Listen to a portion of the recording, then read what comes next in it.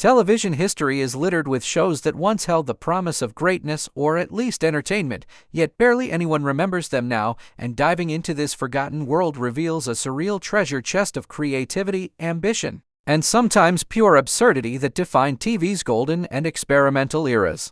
Shows like The New People 1969, often dubbed the hippie lord of the FLIs, centered around a plane crash that leaves college students stranded on an island where they must form a new society, a chilling and progressive concept that simply didn't land with audiences at the time. And then there's Mr. Terrific, a comedy about a gas station attendant who gains super strength from a special pill, an idea that sounds lifted from a comic book fever dream and now exists only in the dusty corners of internet fan forums. Few remember Coronet Blue, a Cold War mystery drama where a man with amnesia survives an assassination attempt and can only recall the cryptic phrase Coronet Blue, a concept so captivating it developed a cult following years after its abrupt cancellation and incomplete resolution. Moving into the 1970s, we find The Girl with Something Extra, a short-lived sitcom about a woman with ESP, starring Sally Field. Yes, that's Sally Field, which struggled to find an identity in a sea of similarly quirky comedies. Or consider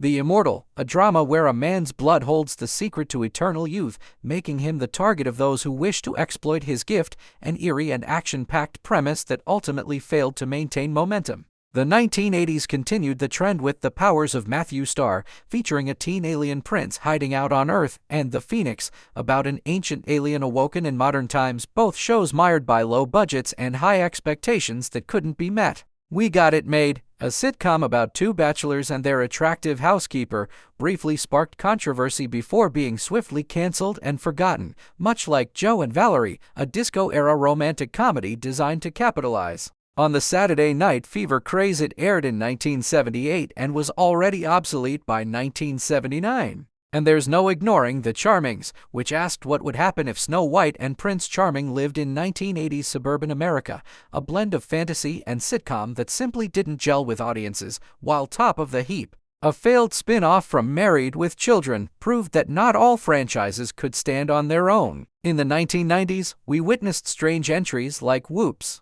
a post-apocalyptic comedy where survivors of a nuclear holocaust navigate life in a quirky new world, a show so out of place that it almost felt like a parody of itself, or Homeboys in Outer Space, a sci-fi comedy so bizarre and critically panned that it's often cited as one of the worst shows ever created, yet it ran for 2 seasons. The Secret Diary of Desmond Pfeiffer, a surreal and controversial sitcom set in the Lincoln White House featuring a black British butler, was cancelled almost instantly due to its offensive premise. The 100 Lives of Black Jack Savage, a ghost pirate helping a corrupt billionaire do good deeds to avoid hell, aired only a handful of episodes despite Disney backing. And Brimstone, about a dead cop returning from hell to hunt escaped demons, had a brilliant noir tone that simply wasn't appreciated in its time. Even Freaks and Geeks, now revered as a cult classic, was initially cancelled too soon, and shows like Now and Again, about a man who dies and whose brain is transferred into a superhuman body,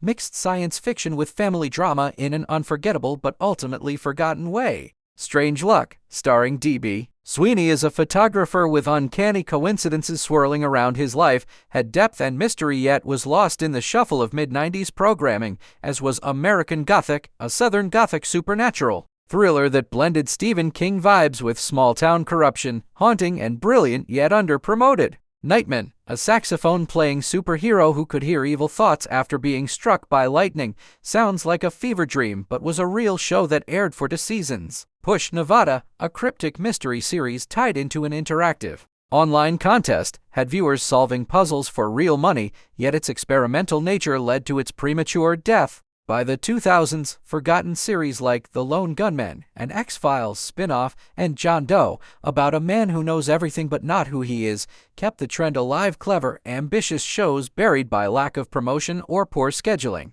And of course, reality TV has its own pile of forgotten oddities like Who's Your Daddy? A cringe-worthy concept where an adopted woman guesses her biological father from a group of men to win money, or My Big Fat Obnoxious Fiank, a spoof of reality romance shows that blurred ethics for entertainment. And we can't ignore shows like Caveman, based on a Geico ad, that somehow made it to prime time, or The Swan, where contestants underwent extreme plastic surgery to become beauty queens, a controversial concept that would never survive today. All of these series represent more than just failed ideas. They reflect shifting cultural values, network experimentation, and a bold willingness to try anything different, even if it didn't work, and though barely anyone remembers them now, these forgotten shows remain a testament to the wild, unpredictable, and often bizarre journey that television has taken over the decades, and for those willing to dig deep into the archives, a strange and fascinating world of TV history awaits.